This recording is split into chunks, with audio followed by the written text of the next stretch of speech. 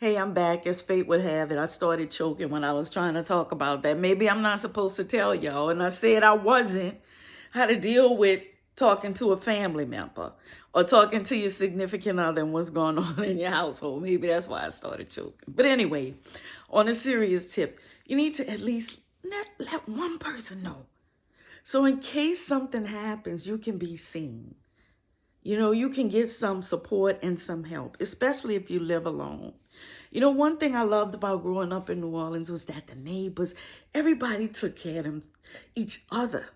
It was like, if you knew, we knew our neighbor who had, believe it or not, had heart trouble. And we knew if we saw her and she was struggling that we need to go ahead and get her to the doctor.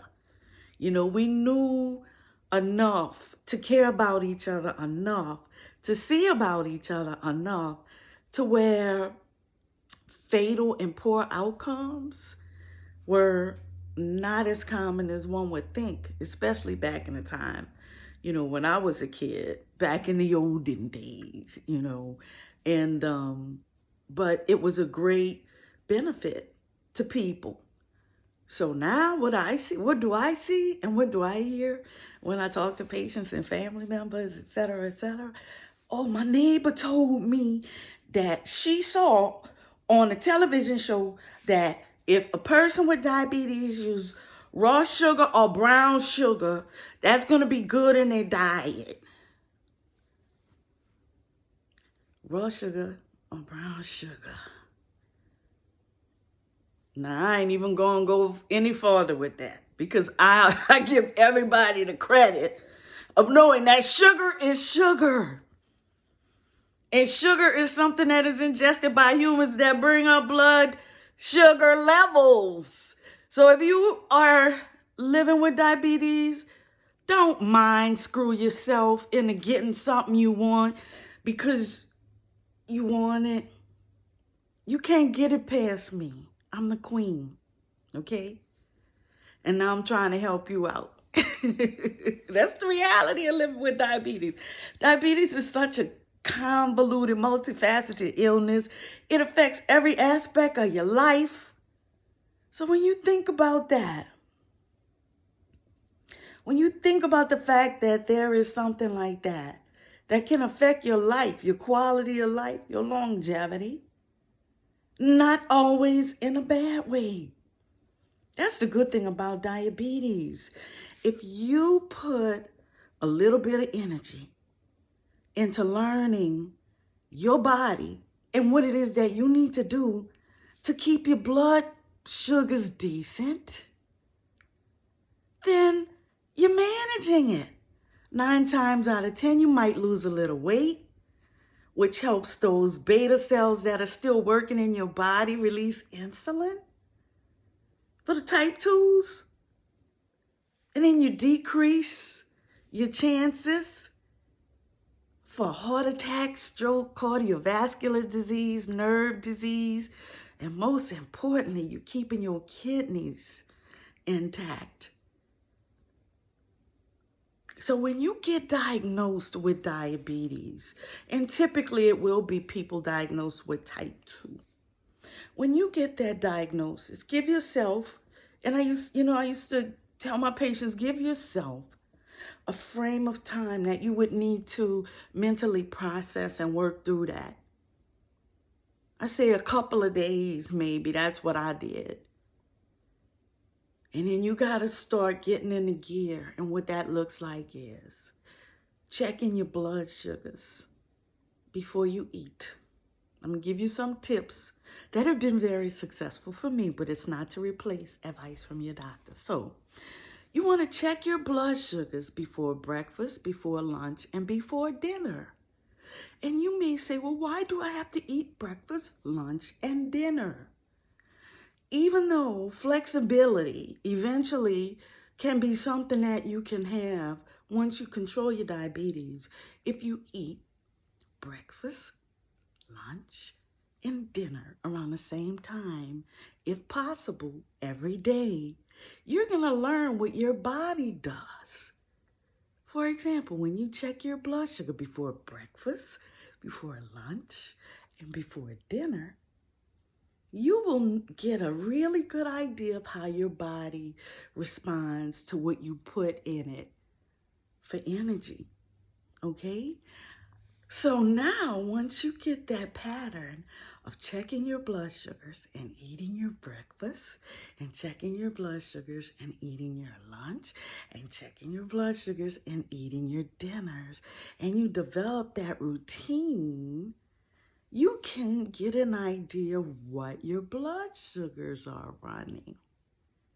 You can't get that if you don't do that. And that is the purpose. Does eating breakfast, lunch, and dinner mean that you eating like you're going to work as a longshoreman on the river? No. You will learn how much you need to feel better because you're going to start feeling better. Those are the hidden gifts of living with diabetes. When you do that kind of stuff and invest in yourself, your body's going to say, thank you. You're going to start feeling better. Okay?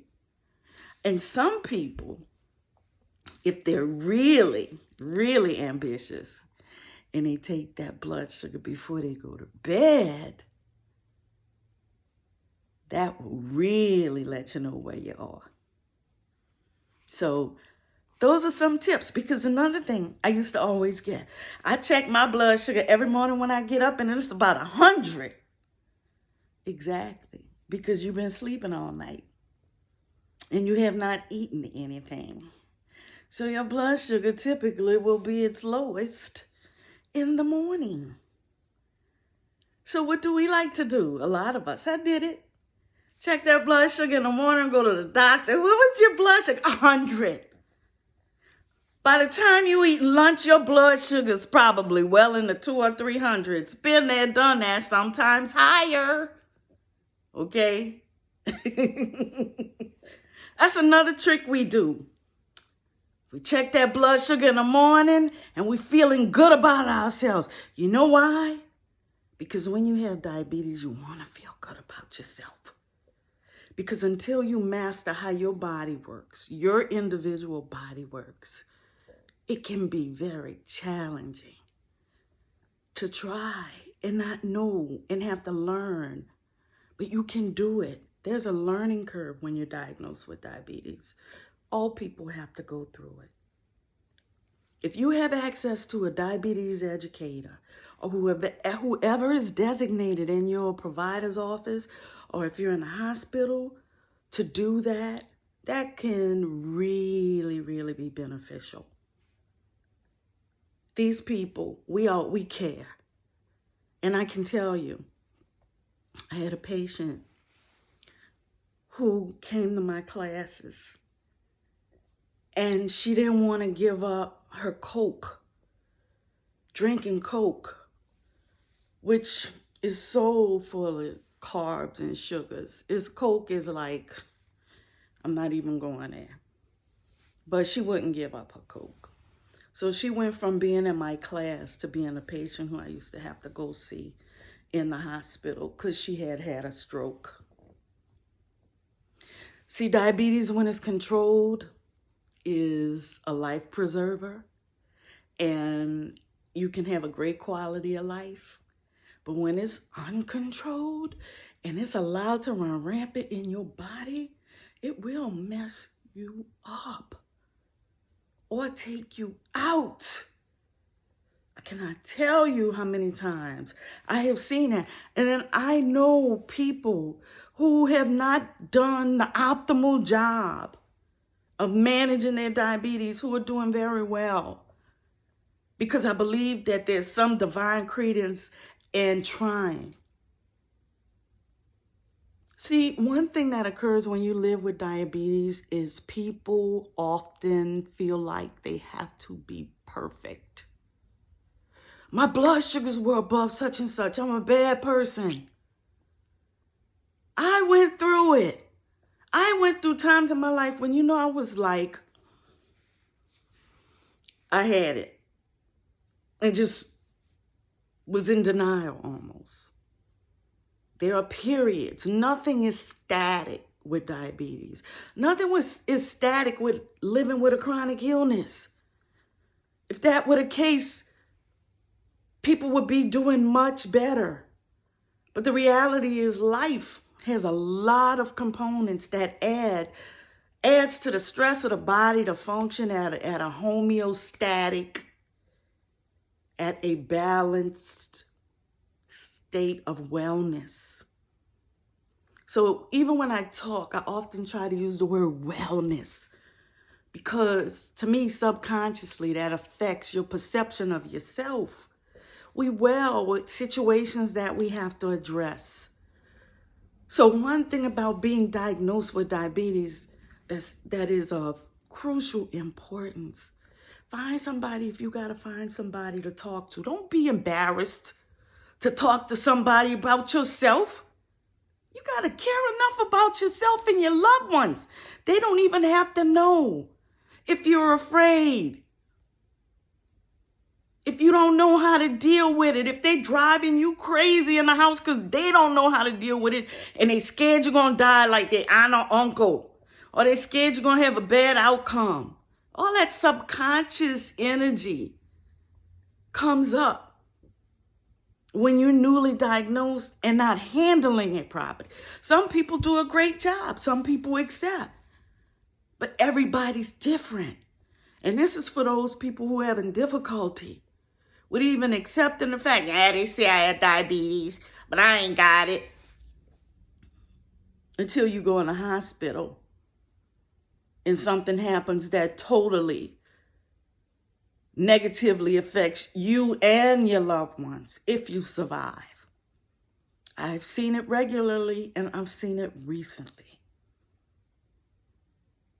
And that is a very, very difficult thing to deal with in the midst of the times that we are living in right now. So, and this is for anybody.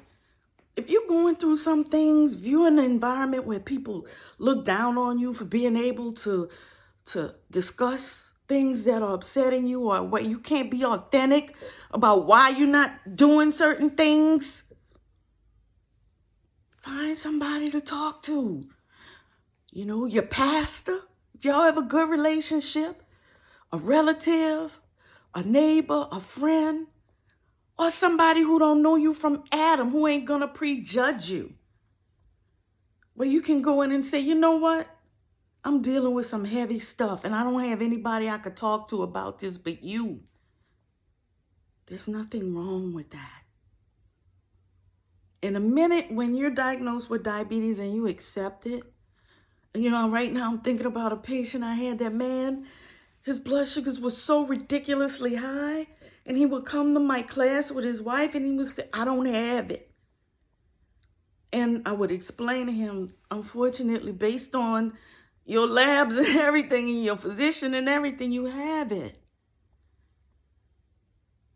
And when he came to my third set of classes, he finally said, you know what?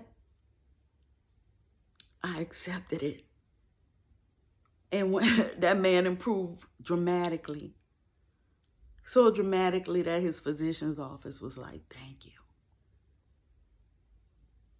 Sometimes, and that's why I'm doing this, it takes the right person to come across with the right message who went through it for people to realize that there's nothing wrong with them. Every class I used to do, my patients would cry. Often I cried with them. You know why? Because the first time in their life, they got able and were in a safe environment to share how they really felt about diabetes with someone who really understands. Because I always said, you can tell me anything, the good, the bad, and the ugly. I cannot be surprised. Because 9 times out of 10, I've done it all. But I understand what you're going through. And hopefully, because of that, I can help you have a better quality of life. Because people help me. That's how come I can pay it forward. People help me. People help me save my life. And that's why we pay it forward. And that's why it's nothing wrong with you if you get a diagnosis of diabetes and you got to go in the bathroom and cry. Or while your significant other isn't around, you got to cry. You You have the right to be who you are. If you got to go in the bathroom and go through a moment by yourself, do it. And hopefully these videos can help people who didn't realize this side of it to be more empathetic. People with diabetes need a ton of empathy, you know. And one day I'll do a segment on that, because there are a lot of insensitive who will say very negative things to people with diabetes, and it's things that we cannot control. I'm going to do a whole segment on that. But in the meantime, I hope this is helping someone who just found out that they have diabetes. You know, realize it's a process, but just don't let the process last too long. Don't keep putting it off, because the more you put it off, diabetes will come for you. And diabetes has some very, very vicious gang member friends. The main one is hypertension, and they run around in your body, and they will wreak havoc, and they don't care, and they want to take you out. So you got to control them. You got to fight them. Look at me. I'm here. I'm a living testimony. Am I perfect? No, but do I try? Always. That's one thing. Even when I was in denial, I never didn't take my medicine. Now, did I check my blood sugar regularly? I had very piss poor habits in that area at some points in my life. Fortunately, not too long. And they were able to keep me around to be the Felice that I am. So I hope that today's segment made you feel a little better, gave you a little bit of hope, and gave you a little bit of information. And I'll be back with more. Please subscribe and like my page. And also, please go to my Facebook page, Diabetes, Beating the Bully, and Love and Life. And leave comments or information that you may want me to cover. Thanks for your time. I really appreciate it. And I hope all stays well with you, and be well. Thanks. Bye.